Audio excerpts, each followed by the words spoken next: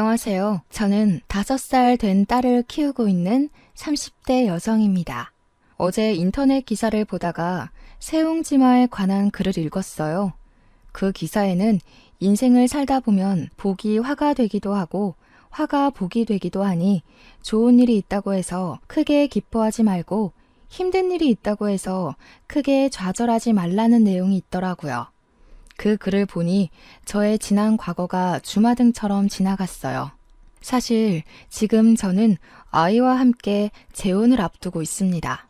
딸의 친아빠는 아이가 3살 때 이혼을 했고 그 뒤 새로운 남자를 만나 신혼집에 신혼살림까지 다 넣은 상태예요.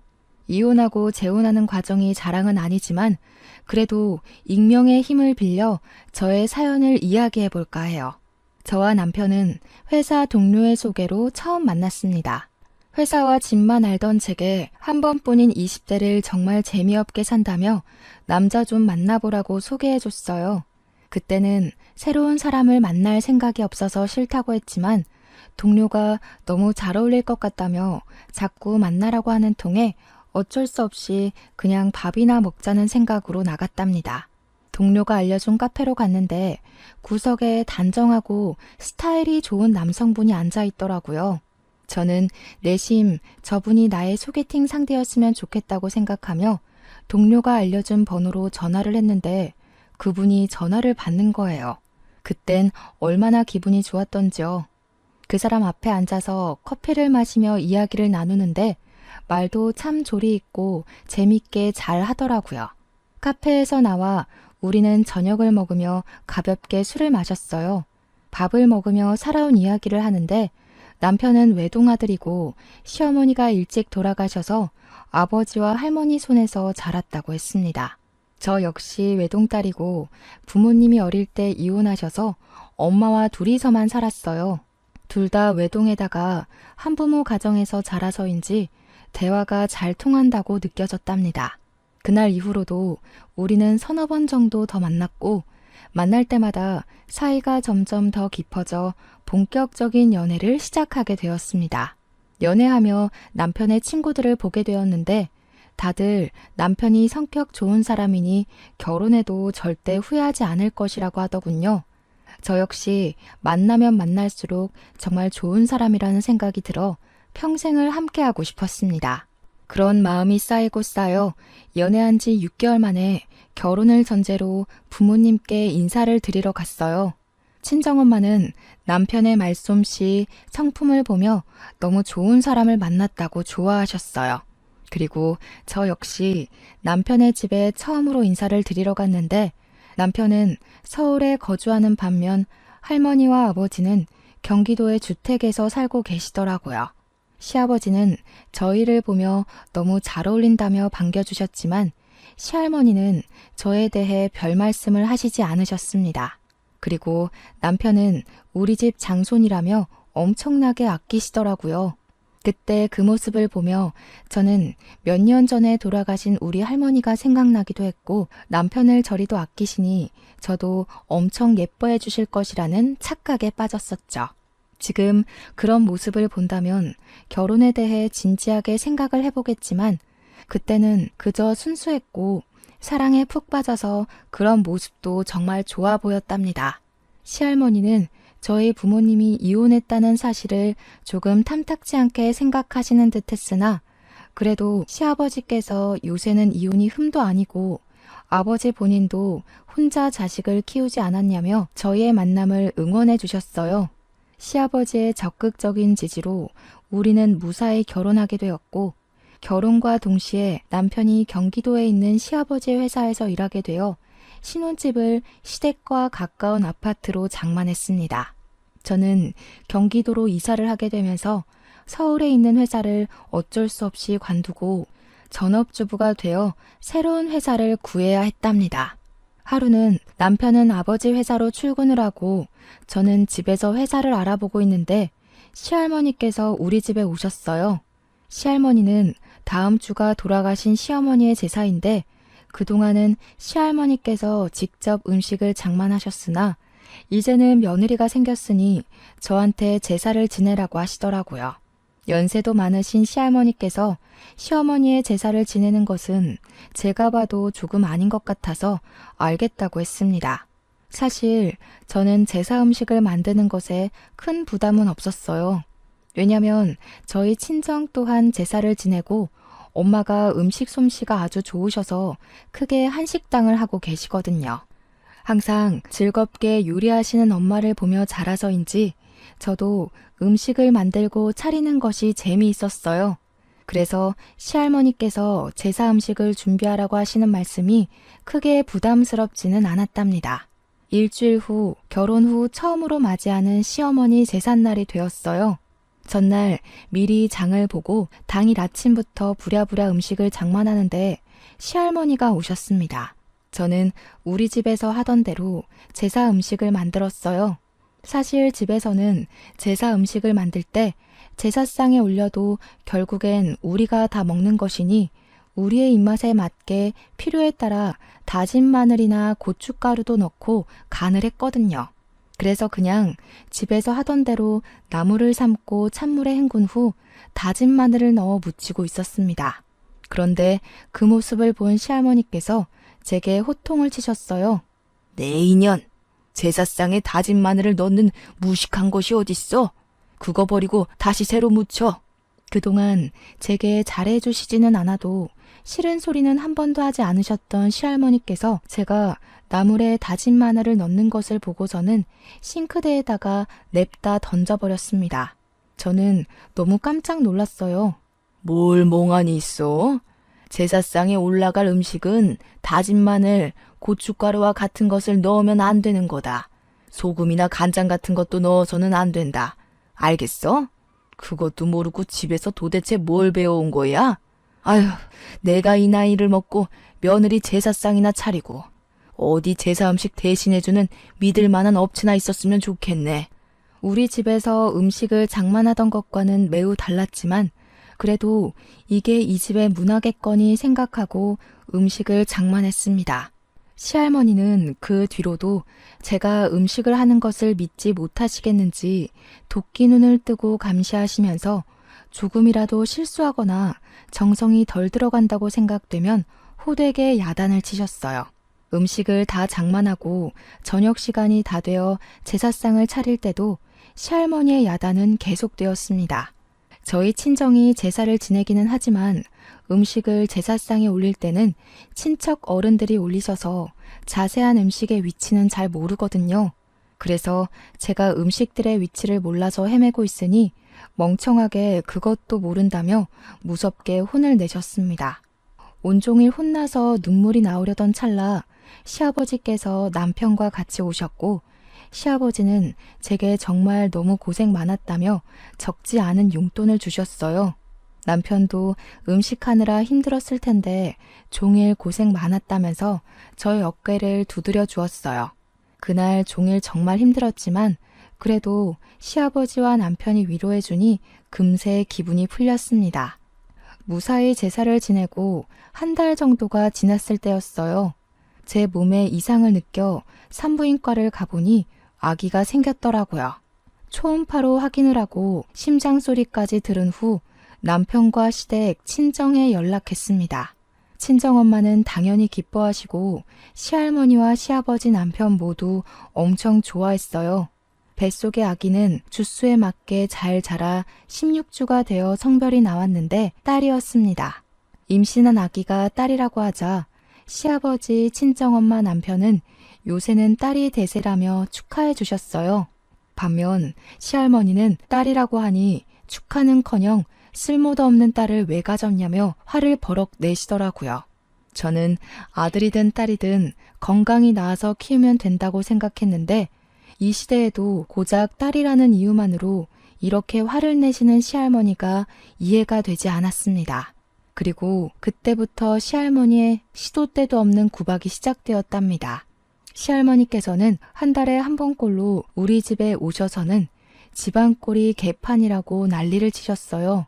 오실 때마다 냉장고 검사를 하시고 냉장고에 반찬이 있는데도 우리 손주가 좋아하는 것은 하나도 없다며 남편의 식사를 제대로 챙기지 않는다고 혼을 내셨습니다. 그러면서 대화의 마무리는 이혼한 가정에서 자라서 배운 게 없다고 하시고 그런 부족한 집안에서 자란 저를 거둬줬으면 아들이라도 가져서 이 집안의 대를 이어야 하는데 딸을 가졌다고 구박하셨답니다. 그렇게 2번 정도 오시니 그 후로 할머니 얼굴이 인터폰에 뜨면 심장이 두근거리더라고요. 맘 같아서는 그냥 집에 없는 척하고 문도 열어주기 싫었지만 이미 91세나 되신 시할머니께서 돌아가시면 제가 문전박대했던 것이 후회로 남을 것 같아서 그냥 오실 때마다 문을 열어드리고 잔소리를 심하게 하셔도 한 귀로 듣고 한 귀로 흘려보내고 해왔답니다. 시할머니로 인해 스트레스를 많이 받았지만 그래도 남편이 잘 해줘서인지 뱃속의 아기는 아주 잘 자라 어느덧 막달이 되었어요. 출산 전 검사를 하는데 아기가 여가 상태인 거예요.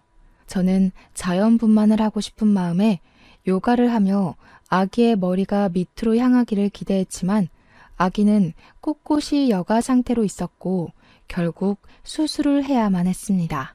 저는 이러한 사실을 시할머니께 말씀을 드리고 싶지 않았는데 눈치 없는 남편이 시댁에서 수술해서 낳아야 한다고 이야기를 하더라고요. 수술로 애를 낳는다는 것이 말이 되니? 아이는 무조건 자연분만으로 낳아야 해. 수술로 낳으면 애가 멍청해진다고. 진짜 너는 이혼한 가정에다가 딸 가진 것도 마음에 안 드는데 애도 멀쩡하게 못 낳고 도대체 잘할 수 있는 게 뭐가 있니?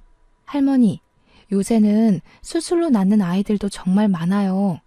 수술로 낳는다고 아이가 멍청해지는 것도 아니고요. 그리고 이제 저희 둘만 있는 것도 아니고 아기도 있는데 아기 앞에서는 제가 이혼한 가정에서 자랐다느니 아들을 낳아야 한다느니 하시는 말씀은 안 해주셨으면 좋겠어요. 뭐? 이게 어디서 지금 말대꾸야? 뭘 잘했다고? 에이, 할머니 왜 그래? 병원에서 아기가 거꾸로 있어서 자연분만 못한다잖아. 그리고 할머니, 선미는 내가 선택한 여자야. 그니까 너무 미워하지 마. 우리 나이도 많지 않으니까 이번에 딸 낳고 둘째는 아들 가지면 되지. 안 그래? 시할머니는 제가 한 말에 화를 버럭 내셨지만 다행히 남편이 잘 막아주었습니다. 사실 시할머니만 보면 너무 스트레스였지만 그때마다 남편이 중간 역할을 나름 잘해주어서 그래도 참고 버틸만 했네요. 그렇게 수술로 출산을 하고 조리원에 있다가 아기를 데리고 집에 왔는데 시할머니가 집에 계시더라고요. 남편은 저와 아기를 집에 데려다주고 바로 출근을 하고 저는 아기와 시할머니 셋이서 집에 있게 되었어요. 시할머니가 국을 끓이고 계시길래 당연히 제 미역국을 끓여주시는 줄 알았습니다. 아기 방에 아기를 눕혀놓고 재운 뒤 부엌에 나와보니 미역국은커녕 남편이 좋아하는 시뻘건 육개장만 있더라고요. 그리고 밥을 먹으라고 하시며 한 상을 차리셨는데 모유 수유를 하는 저는 먹을 수 없는 매운 반찬만 있었습니다. 할머니, 근데 미역국은 없네요? 저 모유 수유해서 매운 음식 먹지 못하는데요. 내가 아들도 낳지 못한 널 위해서 여기 있는 줄 아니? 네가 출산해서 아기 본다고 우리 집 장손 굶길까봐 손주 음식 하러 온 거다. 아들도 못 낳은 주제에 무슨 염치로 미역국을 얻어먹을 생각을 해? 네 음식은 네가 알아서 해먹든가 아니면 굶든가 해라. 할머니, 제가 아들을 낳지 못한 것도 맞고 할머니께서 저의 미역국을 끓여주시지 않아도 상관없는데요. 이제는 아기도 있으니 아들을 낳지 못했다고 구박하시지는 않았으면 해요. 제가 아들을 낳고 싶다고 해도 제 마음대로 할 수 있는 것이 아니잖아요. 할머니께서 조금만 마음을 열어주셔서 저희 딸도 이쁘게 봐주셨으면 좋겠어요. 인연이? 옛날 같았으면 너는 남의 집 대를 끊어먹은 죄로 진작에 쫓겨났다. 아니지? 이혼한 가정에서 자랐으니 결혼도 하지 못했을 것이야. 우리 경우가 네가 좋다고 그러니 결혼시켰지. 안 그랬으면 내가 어떻게 해서든 너 아닌 예전에 만난 다른 여자랑 결혼시켰을 거야. 시할머니는 당신의 증손녀를 낳고 온 제게 이혼한 가정에서 자랐고 딸이라 여전히 마음에 들지 않는 티를 팍팍 내셨습니다. 심지어 제가 아닌 다른 여자랑 결혼을 시켜야 했다며 후회하는 말씀까지 하셨죠. 그런 시할머니께 아들을 낳지 못하고 이혼한 가정에서 자란 것이 그렇게 큰 죄냐고 대들고 따지고 싶었지만 하필 그때 아기가 깨서 우는 바람에 시원하게 이야기하지 못하고 방에 들어왔어요. 계집애가 우는 것도 아주 앙칼지구나. 옛말에 암탉이 우면 집안이 망한다고 했는데 우리 집이 쟤 때문에 조만간 망하겠어. 우리 경우가 쟤가 아니라 다른 여자랑 결혼해야 했는데. 할머니는 방에서 일부러 저 들으라는 식으로 큰 소리로 다른 여자 이름을 말하며 남편이 그 여자와 결혼을 해야 했다고 혀를 끌끌 차셨어요. 저는 그 말에 너무 화가 나서 당장 친정이라도 가고 싶었지만 친정이 택시를 타고 오갈 수 있는 거리가 아니다 보니 가지도 못하고 그저 방에서 혼자 울분을 사귀고 있었답니다. 시할머니는 제가 그러든 말든 혼자서 식사를 다 하시고 잠까지 주무시며 집에 가시지를 않더라고요. 그날 저녁 남편이 퇴근하자마자 남편을 방으로 불러 할머니께서 제게 말씀하신 모든 내용을 이야기했습니다. 남편도 할머니의 말씀이 너무하다고 느껴졌는지 할머니께 따져 묻기 시작하더라고요. 할머니, 아무리 그래도 우리 딸도 할머니의 손녀야. 할머니 핏줄이라고요. 그리고 아기 낳은 사람한테 할 말이 있고 못할 말이 있지. 어떻게 다른 여자랑 결혼을 시켜야겠다는 이야기를 해요.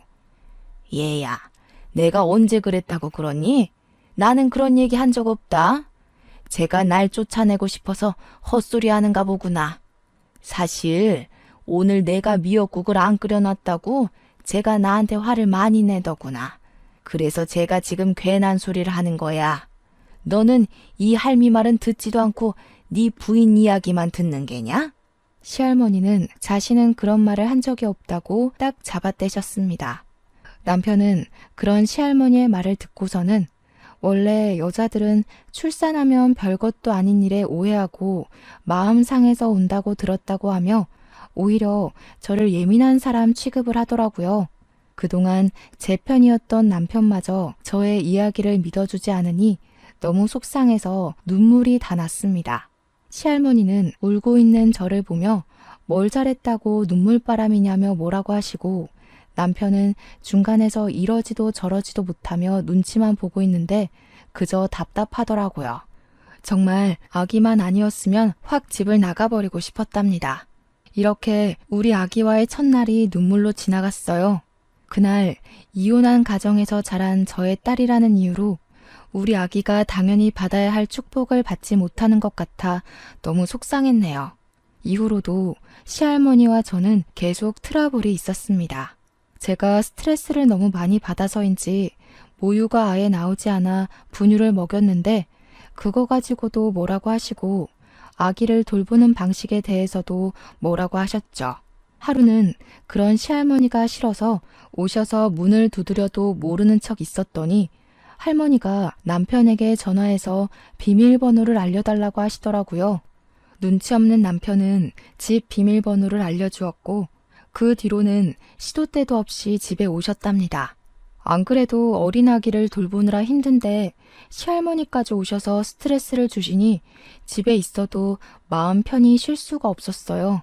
이 일로 남편과 저는 하루도 빠짐없이 싸우게 되었고 그 뒤로 남편은 아버지 회사에서 철야 근무나 출장을 하는 날이 부쩍 많아졌습니다. 시아버지는 매일 집에 계시는 것 같은데 남편은 집에 오지 않는 것이 조금 이상하다는 생각이 들기는 했지만 그래도 나가서 노는 것도 아니고 돈을 번다는데 집에 들어오라고 할 수도 없겠더라고요. 지금 생각해보면 그때 확실히 확인했어야 했는데 그 당시에는 제 앞에 펼쳐진 상황들이 너무 힘들어서 남편에 대한 의심은 하나도 하지를 못했었네요. 이렇게 저는 남편의 도움 없이 온전히 저 혼자 아기를 키웠습니다. 아기가 목도 가누고 육아에 요령이 생기며 저에게도 커피 한 잔의 여유가 생길 때쯤이었어요. 시할머니께서 헛소리를 많이 하시고 했던 말도 자꾸 잊어버리셔서 병원에서 검사를 해보니 치매 중기라는 진단을 받으셨답니다. 더는 혼자 계시지 못할 상황까지 이르러 누군가가 할머니의 옆에서 간병을 해야만 했어요. 저는 당연히 할머니를 요양원에 보내자고 했습니다. 하지만 남편은 시할머니가 엄마 같은 분이라며 우리 집에 모시고 살자는 게 아니겠어요? 너는 회사에서 일하고 출장 자주 다니니까 거의 집에 없는데 우리 집에 어떻게 모셔? 설마 내가 할머니의 간병을 해달라는 건 아니지? 나는 그렇게는 못하겠어. 게다가 나는 우리 딸 희민이도 돌봐야 하는데 어떻게 내가 치매 걸린 할머니까지 모셔? 그게 말이 돼? 자기가 힘들기는 하겠지만 그래도 고생 좀 해주라. 우리 할머니 나한테는 정말 엄마와 같은 분이셔. 요새 요양원에서 사고도 자주 나고 요양원에 가시면 멀쩡하시던 분들도 편찮아지시고 집에 계실 때보다 더 빨리 돌아가신다더라. 부탁할게. 우리 할머니 모시고 살아주면 내가 정말 평생 잘할게. 응? 솔직히 말해서 할머니가 너한테 어머니 같은 분이시지만 나한테는 나를 힘들게 하시는 분일 뿐이야. 집에 모시고 살면서 너가 온전히 할머니를 돌보게 된다면 또 모르겠어. 하지만 너는 밤에만 잠깐 얼굴 들여다보지만 나는 온종일 할머니와 있어야 한다고. 그리고 우리 희민이는? 지금 아기 하나 돌보는 것도 벅찬데 어떻게 할머니까지 내가 돌봐드리니? 희민이는 어린이집에 보내자. 집 앞 어린이집에 어린 아기들도 많고 소문도 좋더라고. 그리고 우리 아기는 앞으로 평생 볼 수 있지만 우리 할머니는 이제 볼 날도 얼마 안 남았잖아. 얼마 남지 않은 날들 요양원에서 환자복 입고 있는 모습으로 보고 싶지는 않아. 제발 부탁이다. 응? 뭐? 할머니 모시자고 아직 말도 제대로 못하는 아기를 어린이집에 보내자고? 그건 좀 아니지 않아? 요양원에서 사고가 일어나는 것만큼이나 어린이집에서도 사건 사고가 자주 일어나. 난 어린이집은 우리 희민이가 말하기 시작했을 때 보내고 싶어. 그리고 아까도 말했듯이 너에게는 엄마 같은 할머니지만 나에게는 보기 싫은 할머니라고. 그런 할머니랑 종일 집에서 절대 못 있어. 보기 싫은 할머니? 너무 심하게 말하는 거 아니야? 그래도 할머니가 집에 오셔서 한 번씩 희민이 봐주시고 옷 사주시고 한 거는 생각 안 해? 네가 우리 할머니 싫어하는 줄은 알았지만 이 정도일 줄 몰랐다. 할머니 모시기 싫으면 그냥 우리 이혼해. 네가 어른 공경할 줄 모르는 사람인 걸 진작 알았더라면 결혼도 하지 않았을 거야. 저와 남편은 치매에 걸린 할머니를 모시는 문제로 한참을 싸우다가 이혼하자는 이야기까지 오고 갔어요. 남편은 할머니를 당연히 모시고 살아야 한다며 아주 완강하게 주장했고, 저는 말도 못하는 아이를 어린이집에 보내면서까지 모시고 싶지는 않았어요. 좀 더 솔직히 말하면 저를 매일 구박하고 못 잡아먹어서 안달이시던 할머니가 싫어서 모시고 싶지 않았답니다. 결국 이날은 둘이서 싸우기만 하고 결론을 맺지 못했어요. 남편과 대판 싸우고 나서 방에 혼자 있는데 정말 많은 생각이 들더군요. 요새 뉴스나 기사를 보면 어린이집 학대 관련 소식이 종종 보이잖아요. 그래서 저는 희민이가 말을 한 후에 어린이집에 보내고 싶었는데 할머니 간병을 해야 한다는 이유로 희민이를 어린이집에 보내자는 게 이해가 되지 않았습니다. 그런데 또 한편으로는 친정엄마가 훗날 치매에 걸리시면 유일한 자식인 제가 무조건 모셔야 할 텐데 그때 제가 할머니를 모시지 않았다는 이유로 남편이 반대하면 어쩌나 하는 생각이 들더라고요. 저는 몇 날 며칠을 이 일로 고민을 했고 결국 시아버지께 한 달에 200만 원을 받는 조건으로 시할머니를 우리 집에서 모시고 살게 되었습니다. 사실 그동안 치매에 관해 이야기만 들었지 치매 환자가 어떤지 한 번도 제대로 본 적이 없어요. 게다가 이미 90세가 넘으신 할머니께서 사시면 얼마나 사시겠냐는 생각으로 겁도 없이 하겠다고 했네요. 그 뒤로 저는 희민이를 어린이집에 보내고 시할머니의 간병을 시작했습니다. 시할머니는 뒤돌아서면 배고프다고 하시고 헛소리도 하시는 등 상태가 아주 빠르게 악화되었어요. 남편이라도 옆에 있으면 좋겠지만 남편은 잦은 철야 근무에 출장으로 자주 보지도 못했답니다. 하지만 남편이 제게 너무 고마워했고 또 시아버지께 다달이 돈도 받아 살림에 보탬이 되니 생각보다 나쁘지 않았어요. 저는 정말 최선을 다해 시할머니를 모시며 하루하루를 잘 버티고 있었습니다. 그런데 어느 날부턴가 할머니께서 자꾸 저한테 우리 지수 어디 있느냐고 하시며 지수를 데리고 오라고 하셨습니다. 저는 도대체 지수라는 여자가 누구길래 할머니께서 이렇게 애타게 찾으시는지 궁금했어요. 그래서 지방 출장을 갔다가 돌아온 남편을 붙잡고 지수가 누구냐고 물어봤죠. 지수? 내가 그걸 어떻게 알아? 그리고 너는 치매 걸린 노인네의 말을 다 믿어? 그냥 뭐 드라마나 TV에서 나온 지수라는 여자 찾고 계시는 거겠지 뭐. 그리고 너는 지방 출장 다녀와서 피곤한 사람한테 별로 중요하지도 않은 일을 그리 심각하게 물어보냐? 피곤해. 나 이제 잘 거니까 깨우지 마. 그냥 지수라는 여자를 모르면 모른다고 말하면 되는데 남편은 과하게 화를 내며 당황하고 말까지 더듬거렸어요. 그런 모습을 보니 남편이 확실히 지수라는 여자를 알고 있는데 숨기고 있다는 생각이 들었고 저는 그날 밤 남편이 잘 때 핸드폰을 몰래 봤습니다. 확인해보니 남편은 제가 희민이를 돌보고 할머니를 간병할 동안 지수라는 여자와 몰래 사귀고 있었더라고요. 심지어 이번에 지방 출장을 갔던 것도 출장이 아니라 이 여자와 여행을 간 것이었습니다. 제게는 항상 야근한다, 주말에도 회사에서 일한다고 해놓고선 이 여자와 데이트를 즐기고 있었어요. 가만히 생각해보니 다른 사람들은 결혼하고 자녀가 생기면 자녀의 사진을 카카오톡 메인 화면에 넣고 하던데 남편은 한 번도 희민이의 사진이나 제 사진을 올린 적이 없었습니다. 이게 다 지수라는 여자한테 결혼한 사실을 숨기기 위한 것인가 하는 생각이 들더라고요. 저는 일단 지수라는 여자 번호를 저장했습니다. 그리고 곤히 잠을 자는 희민이 옆에 누워 이 상황에서 내가 어떻게 하는 것이 좋은 것인지에 대해 고민했네요. 생각하면 할수록 화가 너무 나고 마음이 너무 답답해서 잠이 오지 않았고 결국 밤새우고 일어나 아침 식사를 준비했습니다. 제가 부스럭거리는 소리에 남편도 일어나 회사에 일찍 가봐야 한다며 씻고 바로 나갔어요. 남편이 출근하고 나서 저는 화장실에 갔다가 다시 거실로 나왔는데 시할머니가 쭈그리고 앉아 계시고 그 옆에 희민이도 같이 앉아 있었습니다. 할머니가 뭐 하시나 싶어 가까이 가보니 할머니께서 거실 바닥에 볼일을 보고 계시더라고요. 저는 너무 깜짝 놀라서 일단 희민이를 덥석 안았어요. 이년아, 네 아이 데리고 이 집에서 나가. 난 이런 못생긴 아기 필요 없다. 빨리 우리 지수 데리고 오란 말이야.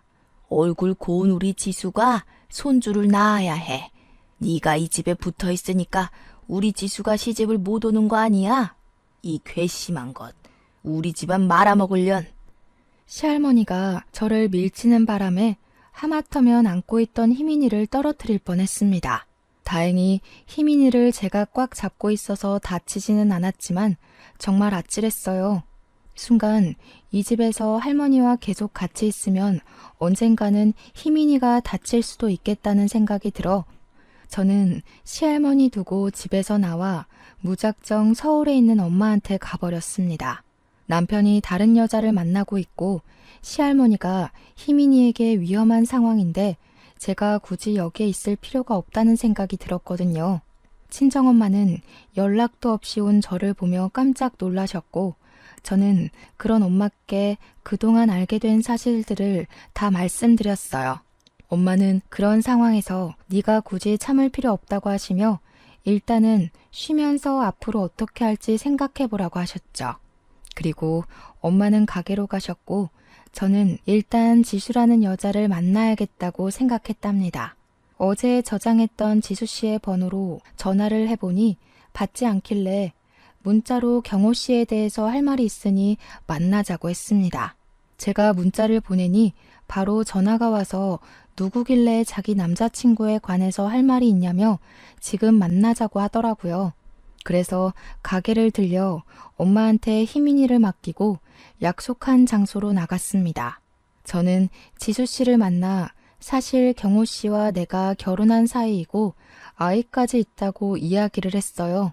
지수 씨가 저의 이야기를 듣고 깜짝 놀라서는 그럴 리가 없다길래 저와 남편의 결혼 사진, 희민이의 사진을 보여주었죠.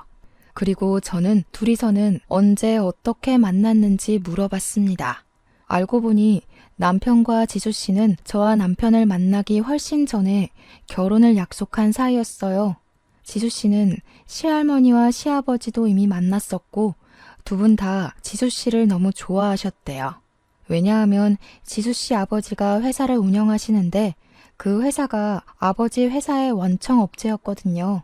아무래도 원청업체와 사돈을 맺으면 회사 운영에 많은 도움이 될 수 있기에 시할머니, 시아버지 모두 지수 씨와 남편의 만남을 적극적으로 응원했다고 해요. 지수 씨도 그런 두 분이 좋아서 시댁에 종종 놀러 갔었고 사이가 더 깊어져 결혼까지 하려고 했으나 지수 씨 아버지가 경제적으로 차이가 난다며 둘의 결혼을 결사반대하셨대요. 그래서 결국 남편과 지수 씨의 결혼이 무산되고 잠시 헤어져 있는 동안 저를 만났던 것이죠. 그렇게 둘은 한동안 연락도 하지 않고 지내다가 제가 희민이를 낳고 정신이 없었을 때 우연히 길에서 만났다고 해요. 그 뒤로 꾸준히 연락했고 지금은 정식으로 사귀고 있다는 거예요. 그러면서 지수 씨는 결혼했다는 사실도 전혀 몰랐다고 하며 일단 이 자리에 남편을 부르기로 했습니다. 남편은 지수 씨가 만나자는 말에 반가워하며 바로 달려가겠다고 하더군요. 앞으로 본인에게 일어날 상황은 꿈에도 모른 채 말이에요. 1시간 정도 지나자 남편이 우리가 있던 카페에 도착했습니다. 남편은 지수 씨 앞에 앉아있는 저를 보고서는 매우 당황해서 어쩔 줄을 몰라 하더군요. 지수 씨가 저에게 모든 내용을 다 들었다고 이야기하니 남편은 저와 지수 씨 앞에서 무릎을 꿇었어요. 그런 남편에게 지수 씨는 물을 뿌리고는 남편의 뺨을 때리더라고요. 남편은 저와 지수 씨 사이에서 아무 말도 하지 못했습니다. 진짜 어떻게 사람이 그래? 치매 걸린 할머니를 간병하는 와이프 두고 다른 여자를 만나고 싶디? 나는 너의 그 엄마 같은 할머니 보느라 지쳐가는데 너는 할 것 다 하고 다녔더라? 나 몰래 지수 씨 만나는 동안 희민이는 생각 안 해봤어? 나쁜 새끼. 너 절대 가만두지 않을 거야. 아버지한테 다 이야기해서 회사와 거래 끊을 테니까 그렇게 알아. 너네 회사 매출의 80%는 우리 회사에서 나온다는 거 알고 있지? 사람 배신한 대가가 얼마나 무서운지 한번 뼈저리게 느껴봐. 아, 별일 없으면 저희 아버지한테 같이 가요. 우리 같이 가서 이 새끼의 실체를 말씀드려요.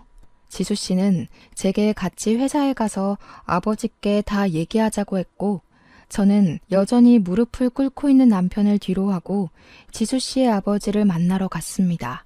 지수 씨의 아버지는 어떻게 사람이 그럴 수가 있냐며 가만두지 않겠다고 남편 회사와의 거래를 끊어버리셨어요. 그리고 저는 남편과 혼인관계를 유지할 이유가 없다는 생각이 들어서 바로 이혼 서류를 작성하여 아버지 회사로 킥을 보냈답니다. 그날 저녁 이혼 서류를 확인한 남편은 제게 전화해서 이혼하지 못하겠다고 사정했지만 저는 단호하게 같이 살지 못하겠다고 했습니다. 결국 우리는 숙려 기간을 가진 후 이혼을 했고 양육권은 제가 가지게 되었답니다. 그리고 한 달에 2번씩 남편이 희민이를 보고 위자료 3천만 원에 양육비도 매달 60만 원씩 제게 보내기로 했어요. 이렇게 이혼 후 저는 친정엄마와 함께 살면서 희민이를 어린이집에 보내고 엄마의 식당에서 일했습니다. 엄마의 식당 일을 도우며 일하던 어느 날 예전에 시할머니가 제사상을 차리며 제사 음식을 해주는 업체가 있으면 좋겠다고 하셨던 말씀이 불현듯 생각났어요. 그래서 온라인으로 주문을 받아 제사 음식을 만들어 택배로 보내는 온라인 쇼핑몰을 차렸습니다.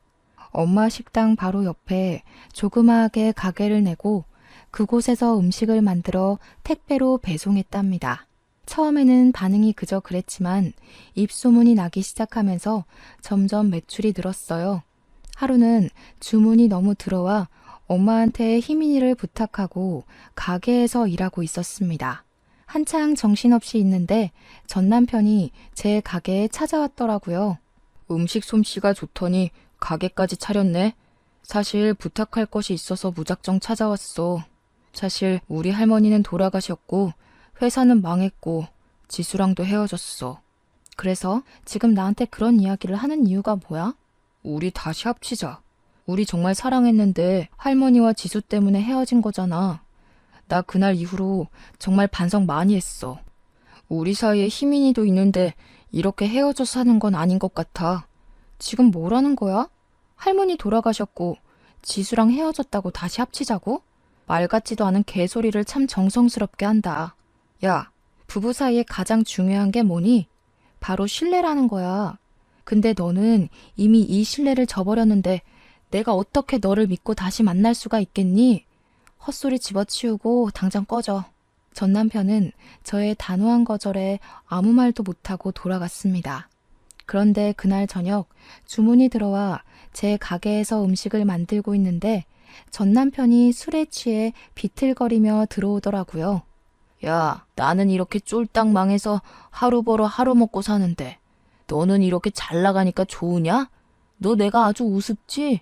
내가 만약에 지금 돈 있고 회사가 안 망했으면 이렇게 네가 이혼하자고 했겠어? 이게 여기가 어디라고 자꾸 와? 술을 처먹었으면 집에 들어가서 잠이나 자. 어디 와서 행패야? 그리고 너 뭔가 단단히 착각하나 본데 나는 네가 돈이 없고 망해서 헤어진 게 아니야. 할머니 간병이 힘들어서 헤어진 것도 아니고 네가 바람을 피워서 헤어진 거라고 알았냐? 이 멍청한 놈아. 처음나 사람이 살다 보면 잠깐 넘어지고 실수도 할 수 있지. 내가 막말로 지수 만나면서 애를 만든 것도 아닌데 이게 이렇게까지 이혼까지 당할 일이냐? 그리고 너 그렇게 이혼 가정에서 자라서 외롭고 쓸쓸했다면서 희민이한테 아빠 없는 가정을 물려주고 싶냐? 너랑 똑같이 살게 하고 싶어? 이게 말이면 단주라나. 그렇게 희민이를 생각한다는 인간이 애를 놔두고 바람을 피워? 네가 걱정할 필요 없게 제대로 키울 거야. 그니까 쓸데없는 걱정 집어치우고 너 앞가림이나 잘해. 그렇게 술이나 퍼먹고 다니다가 다 잃고 노숙자 되면 희민이 볼 수나 있겠니? 희민이한테 부끄러운 아빠 되기 싫으면 정신 똑바로 차리고 살란 말이야. 제가 희민이를 들먹이자 전 남편은 화를 참지 못하고 소리를 질러댔습니다. 그래도 분이 풀리지 않았는지 옆에 있던 물건을 던지려 하더라고요. 잘못하면 맞을 수도 있을 것 같아 몸을 피해 신고하려고 핸드폰을 찾는데 누군가 가게에 들어왔습니다. 가만히 보니 엄마 가게에 자주 오시던 단골 손님이더라고요. 그분은 술에 취해서 행패를 부리는 전 남편을 순식간에 제압하고 내보냈습니다. 이분이 오시지 않았으면 정말 제가 어떻게 되었을지도 모른다는 생각에 너무 감사했어요. 그냥 감사하다는 말로만 끝내기에는 너무 죄송스러워서 간다고 하시는 것을 붙잡아 같이 저녁을 먹었습니다. 함께 음식을 먹으며 이야기를 해보니 이분은 저보다 4살 위인데 결혼했다가 아내의 불륜으로 이혼을 했대요. 다행히 자식은 없고 지금은 그냥 회사 다니면서 혼자 살고 계신다고 하더라고요. 그분은 제게 믿었던 배우자가 불륜을 저지르면 그 배신감이 얼마나 큰지 누구보다 잘 알고 있다면서 저를 위로해 주셨습니다. 엄마 가게에서 일하는 모습을 보면서 참 열심히 살고 밝게만 봤는데 그 웃음 뒤에 이런 아픔이 있는지 몰랐다고 하시더군요. 그러면서 전 남편이 또 와서 행패를 부릴지 모르니 밤늦게까지 있을 때 연락 달라고 하며 본인의 명함을 주었어요. 저도 제 연락처를 알려드린 후 우리는 그 뒤로 계속 연락을 주고받았습니다. 그러다가 친해져서 희민이도 함께 보았는데 희민이도 삼촌이라고 부르며 잘 따르더라고요. 그 뒤로 우리 셋은 종종 만났고 결혼까지 약속하게 되었습니다. 사실 한번 다녀온 데다가 희민이도 있어서 결혼을 결심하기까지 많은 고민을 하였습니다. 그리고 우리가 좋다고 해도 예비 남편의 부모님이나 가족이 제가 한번 다녀오고 아이도 있다는 이유로 싫어하시지는 않을까 걱정되었어요. 하지만 희민이가 저의 예비 남편을 너무 잘 따랐고 예비 남편의 집에서도 희민이를 너무 예뻐해 주셨습니다. 게다가 예비 남편도 한번 다녀왔으니 제가 한번 다녀온 것은 전혀 문제가 되지 않는다고 하셨어요.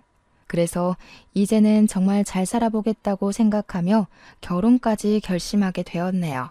결혼식 날짜를 잡고 난 후 저와 예비 남편은 우리가 앞으로 함께할 신혼집에 가전제품과 가구를 넣으려고 이삿짐 센터를 불렀어요. 사장님과 직원 3분이 오셨는데 그 중에 한 명이 아주 낯익어서 보니 제 전남편이더라고요. 아버지의 회사가 망해서 이삿짐 센터와 공사장에서 일당으로 돈을 받으며 일을 하고 있었습니다. 작업복을 입어서 그런 건지는 모르겠으나 사람이 참 불쌍해 보이면서 뭔지 모를 통쾌한 기분이 들더라고요. 전 남편은 자신을 빤히 보고 있는 저를 보고 깜짝 놀라고 예비 남편도 전 남편을 알아보고 인사를 했습니다. 안녕하세요. 저 기억하시죠? 아, 술 취해 계셔서 기억 못 하시려나? 그때 가게에 와서 술 먹고 행패 부렸을 때 제가 그쪽 제압했는데 다치지는 않았죠? 그래도 그쪽 덕에 우리가 결혼해서 이곳에 살림을 차리게 되었네요. 뭐 어쨌든 감사하네요. 전 남편은 예비 남편의 말에 표정이 굳었습니다. 기분이 다소 상했는지 물건을 제대로 놓지 않고 던지듯이 내려놓더라고요. 아저씨, 제대로 놔요. 이게 얼마짜리인 줄 알고. 이렇게 막 집어던지다가 망가지면 아저씨가 살 거예요? 겨우 구한 일자리일 텐데 여기서 잘리면 어쩌려고 그래요? 남의 돈 받아먹기가 어디 쉬운 줄 아시나.